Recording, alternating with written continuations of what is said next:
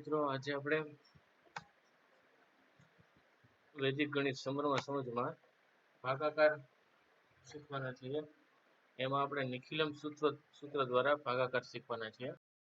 તો ચાલો આપણે એ જોઈએ. સૌપ્રથમ પહેલા ભાગાકાર છે 1033 નો 97 સાથે ભાગાકાર છે, જેમાં ભાજ્ય 1033 છે, ભાજક 97 થશે. 97 બે અંકની સંખ્યા છે, એટલે આપણે અહીંયા નિખિલમ સૂત્ર માટે આધાર લેવાનો હોય. આધાર આપણે 100 લેશું. હવે અહીંયા આધાર આપણે 100 લઈ લીધો. ત્યારબાદ આજે આપણો ભાજ્ય છે એને 3 ખંડમાં લખવાનો છે. ભાજક અને ભાજ્યને તો અહીંયા 3 ખંડનું નિર્માણ કરીએ આપણે. પ્રથમ ખંડ, મધ્યમ ખંડ અને અંતિમ ખંડ. પ્રથમ ખંડમાં આપણે છે ને ભાજક મૂકવાનો છે. કોને? ભાજકની. અને અંતિમ ખંડમાં આ 2 અંકની સંખ્યા છે ભાજક, એટલે અંતિમ ખંડમાં 2 અંક મૂકીશું. જો 1 અંકની હોય તો 1 અંક મૂકવાનો થશે. અને મધ્યમ ખંડમાં જે બાકીની સંખ્યા હોય એ મૂકી દેવાની ત્યાં. એટલે આ 1033 છે એ ભાજ્ય છે આપણો.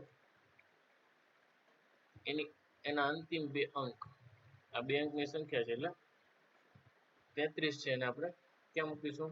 અંતિમ ખંડમાં. જ્યારે 10 છે એટલે કે 1 અને 0 એને મધ્યમ ખંડમાં મૂકશું, અને 3 અને 3 ને ક્યાં? અંતિમ ખંડમાં. પ્રથમ ખંડમાં આપણે ભાજક મૂકવાના છીએ. હવે આગળ છે, આ 3 ખંડ બની ગયા. 97 છે આપણો ભાજક છે, એની પૂરક સંખ્યા એટલે કે આધારમાંથી બાદ કરીએ એ વધતી સંખ્યા આપણને શું મળે? 3. એ 3 મૂકવાની છે. બરાબર. અહીંયા જો મધ્યમ ખંડમાં આપણે 1 અને 0 મૂકી દીધું, અંતિમ ખંડમાં 3 અને 3 મૂકી દીધા. ત્યારબાદ હવે આપણે મધ્યમ ખંડનો પ્રથમ અંક જે હોય ને એમને મૂકી દેવાનો. એટલે પહેલો અંક અહીંયા 1 છે. 1 ને આપણે જેમ છે એમાં મૂકી દેવાનો 1 ને. બરાબર. ત્યાર પછી આ મૂકી દીધું. ત્યાર પછી હવે વારા પરથી પૂરક સંખ્યા જે છે ને એને 1 સાથે ગુણવાની છે. એટલે 0 ને 1 સાથે ગુણો એટલે 0, 3 ને 1 સાથે ગુણો એટલે 3.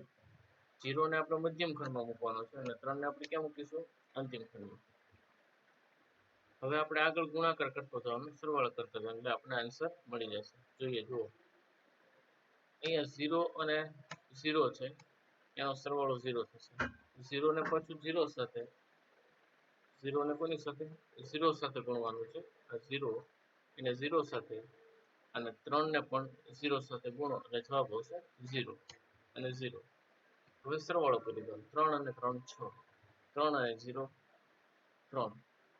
એટલે અહીંયા આપણને ભાગફળ 10 મળશે અને શેષ 63 મળશે. 309 ભાગ્યા 8 કરીએ. ભાજ્ય 309 થશે, ભાજક 8 છે. હવે આ 1 અંકની સંખ્યા છે, એટલે એનો આધાર શું લેશું? 10. 3 ખંડ પાડી દઈએ. પ્રથમ, મધ્યમ અને અંતિમ. પ્રથમ ખંડમાં ભાજક મૂકવાનો છે. અંતિમ ખંડમાં 2 અંતિમ અંક નથી મૂકવાના ભાજ્યના, 1 જ અંક મૂકવાનો છે. કયો અંક? 9. મધ્યમ ખંડમાં બાકીના અંક એટલે 3 અને 0 મૂકવાનો છે. તો અહીંયા મૂકી દઈએ આપણે. હવે આપણે શું કરવાનું છે?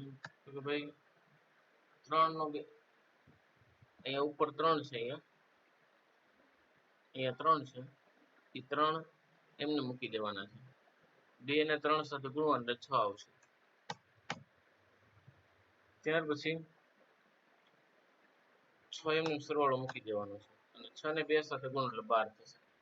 12 ને 9 થશે 21. 21 મૂકી દેવાના છે. હવે અહીંયા જોવાનું છે વસ્તુ, આ 21 જે મળ્યા ને ભાજક કરતા મોટી સંખ્યા છે. હવે ભાજક કરતા મોટી સંખ્યા હોય ત્યારે શું કરવાનું છે? જે આગળનો અંક હોય એટલે 21 માં આગળનો અંક 2 થશે. 2 ને મધ્યમ ખંડમાં લઈ લેવાનું છે, 6 ની નીચે. હવે 2 સાથે આપણે 2 ને ગુણવાના છે, 4 થશે. બરાબર. એ 4 ને 1 સાથે ગુણી સરવાળો કરો 5 થશે. અને ઓલા 36 ને 2, 6 ને 2 8 ને 3 એટલે 38, અને અહીંયા મળશે આપણને 5.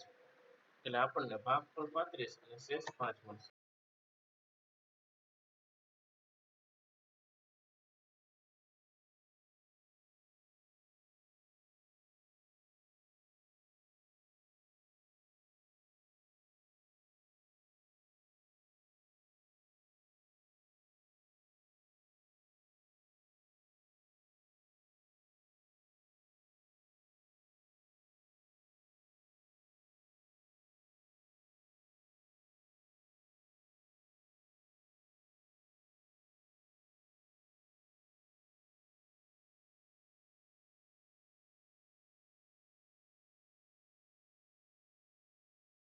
આપણે જોઈએ 1245 ને 88 વડે ભાગીએ તો અહીંયા 1245 ભાજ્ય થશે, ભાજક છે 88. 3 ખંડ બનાવીએ. પ્રથમ ખંડમાં ભાજક, બીજા ખંડમાં અંતિમ અંક 2 અંક મૂકવાના છે. 2 અંકની સંખ્યા છે એટલે 1 અંકની હોય તો 1 અંક મૂકવાનો છે. બાકીના અંકો મધ્યમ ખંડમાં મૂકી દેવાના છે. ચાલો મૂકી દીધા. હવે 88 છે એટલે 2 અંકની સંખ્યા આધાર 100 લઈશું. 100 માંથી 88 બાદ કરીએ એટલે પૂરક સંખ્યા મળે એટલે 12 મળે છે. અહીંયા 1 એમને મૂકી દેવાનો છે. હવે 1 ને 1 સાથે ગુણો એટલે 1 મળે, 1 ને 2 સાથે ગુણો એટલે જવાબ 2 મળે. હવે સરવાળો કરી દઈએ તો અહીંયા જવાબ 2 ને 1 3 અને 1 તો મૂકેલા જ છે. હવે 3 ને 1 સાથે ગુણી એટલે 3 અને 3 ને 2 સાથે ગુણી એટલે જવાબ 6 મળે. હવે અહીંયા સરવાળો કરતા જઈએ તો 6 ને 5 11 નો એકડો વધી 1 આવશે એટલે 101 અહીંયા આન્સર આવશે. પણ અહીંયા 101 છે 88 કરતા મોટી સંખ્યા છે. મોટી સંખ્યા હોય ત્યારે શું કરવાનું? આગળ જવાનું. આગળ 1 ને આગળ મૂકી દેશું મધ્યમ ખંડમાં અંતિમ ખંડમાંથી. 0 અને 1 વધશે. હવે અહીં આગળ સરવાળો કરતા જઈએ પહેલા ફરીથી તો પહેલા ગુણાકાર કરી લઈએ છીએ. અહીંયા આ 1 નો 12 સાથે ગુણાકાર એટલે 12 મૂકી દીધા. 12 ને 1 લીધો તો એટલે 13 થયા. 1 ને આગળ લીધો તો 3 ને 1 4 એટલે 14 થશે અને 14 અને અહીંયા આવશે 13 એટલે 14 ભાગફળ ને શેષ 13 મળશે.